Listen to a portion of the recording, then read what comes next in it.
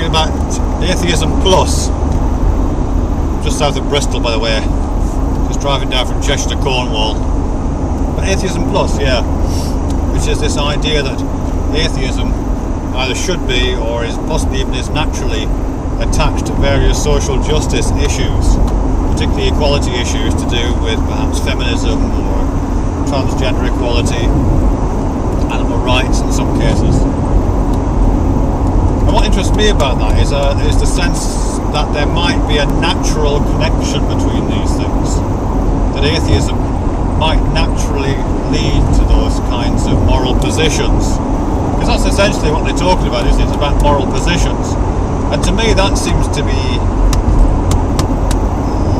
it's something that's in development right now, isn't it? I'm thinking about Sam Harris's book, The Moral Landscape, which although it doesn't always work, I think what its promise is there, what the promise of that kind of project is the prospect of arriving at a set of intersubjectively agreed upon rational principles for what constitutes a morality, based in science and logic. You know, the idea, for example, that we're not created by a divine being, we're created out of the forces of evolution, working through natural selection. We all evolved from a single ancestor. We're all common, brothers and sisters, that kind of thing. I mean, that principle suggests an equality which is pretty much scientifically based, isn't it? I would have thought. So that seems to be a certain kind of atheism, at least. I know there are atheisms which aren't scientific, and there are atheisms which do other things apart from replace authority, a divine authority in some kind of divine principle, with authority in social and rational principles. But for those of us who are atheists, who do understand the concept of authority and place that within social and rational and scientific processes, then I can see of time, maybe we're not quite there yet, when to say you're an atheist does absolutely carry with it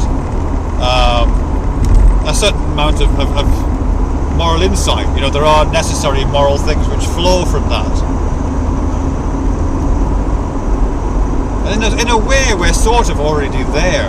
I mean, or at least with the converse is already there. Quite often we say that people who have religious beliefs are irrational. They're irrational beliefs, or they're acting irrationally because of their beliefs. Now the converse of that is that because we don't have those beliefs, we're not acting irrationally. Therefore we're already linking rationalism with atheism. That's a connection, isn't it? That's already a kind of atheism plus.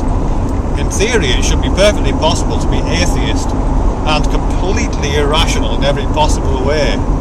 But I don't think that's the kind of atheism that any of us would want to seriously promote. Or maybe we would, I don't know. Maybe we would. Maybe we would be perfectly happy to have an atheism which was insane. An irrational, absurd, insane atheism is still atheism. Which I know it is on a kind of technical sense.